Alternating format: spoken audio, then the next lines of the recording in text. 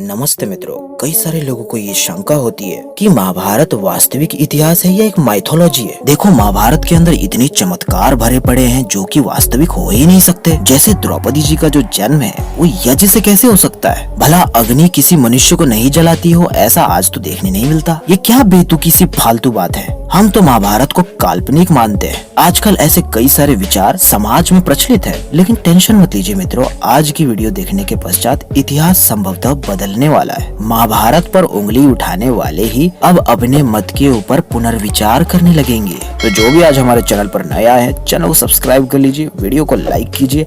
आइए वीडियो आरंभ करते हैं।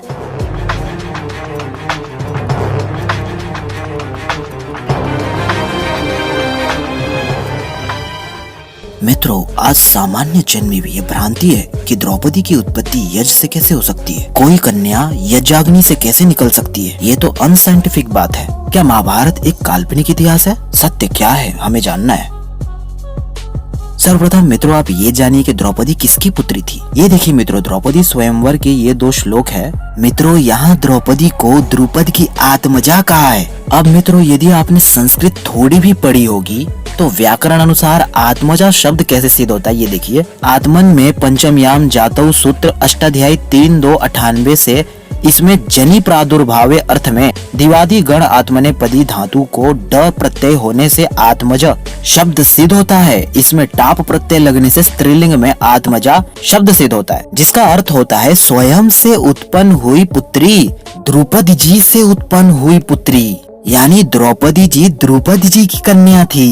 महाभारत के अंदर मौलिक श्लोक आज भी मौजूद है। द्रौपदी जी की उत्पत्ति यज्ञ से नहीं हुई है, बल्कि वो सिद्ध रूप से द्रुपद की कन्या है। अब कुछ और प्रमाण देखिए। आदि पर्व 184.4 बोरी CE, यहाँ पर भी द्रौपदी जी के लिए द्रुपद आत्मजाम लिखा है। आगे सभा पर्व अध्याय 60 श्लोक 17, यहाँ पर द्रौपदी जी के लिए द्रुपद आत्मजया ये शब्द आता है। सभा पर्व 61.28, यहाँ भी द्रुपद आत्मजाम।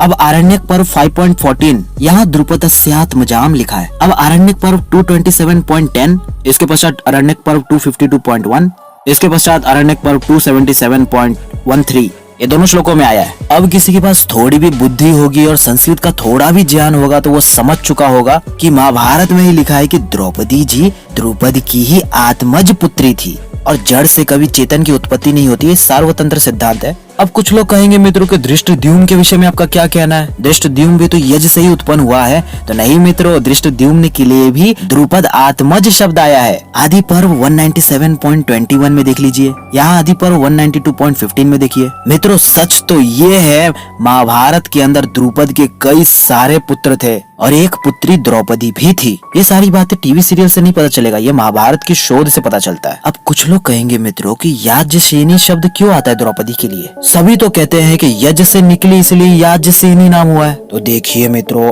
अब हम आपको एक ऐसा शोध बताते हैं जिसको जानने के पश्चात आपको महाभारत के पन्ने फिर से पलटने पड़ेंगे। महाभारत में ही हमने मित्रों खोज निकाला है कि द्रुपद का एक नाम यज्ञसेन है। आप प्रमाण देख करके विश्वास कीजिए।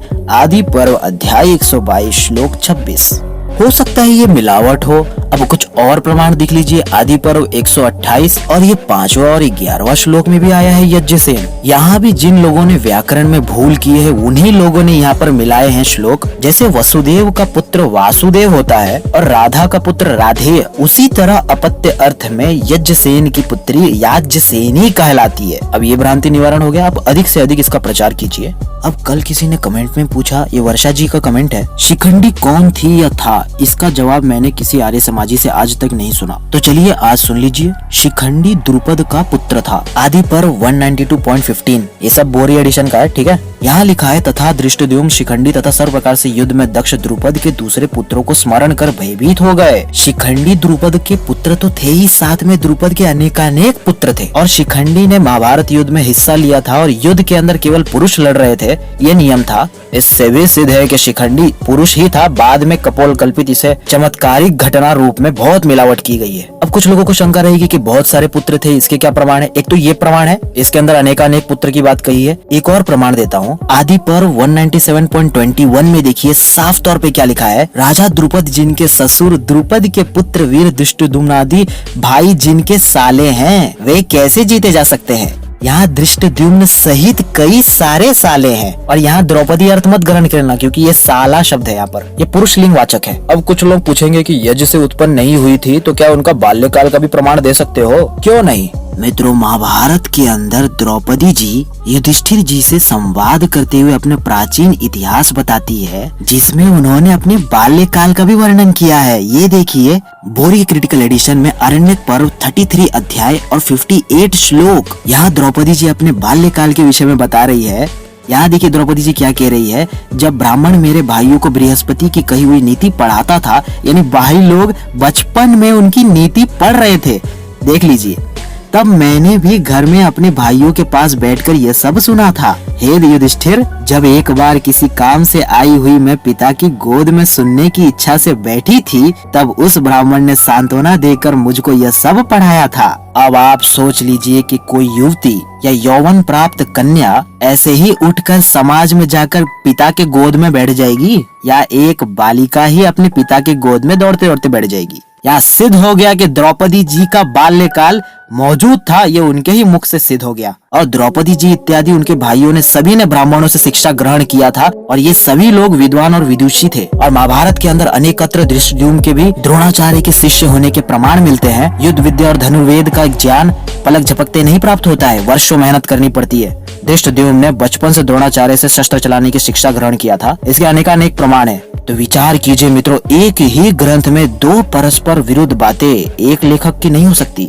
यदि द्रौपदी जी का बाल्यकाल था तो आपको ये मानना पड़ेगा कि यज्ञ से यौवन रूप द्रौपदी उत्पन्न होना ये एक फेक और मिलावट बात थी। ये डंके की चोट पर सिद्ध हो गया। तो मित्रों, अब इस दुर्लभ जानकारी को अपने तक सीमित न रखें, अधिक से अधिक इसे शेयर कीजिए ताकि ये जानकारी दूर दूर तक पहुँचे। मिलते हैं किसी नए वीडियो के साथ, तब तक के लिए सभी को सादर नमस्ते जी।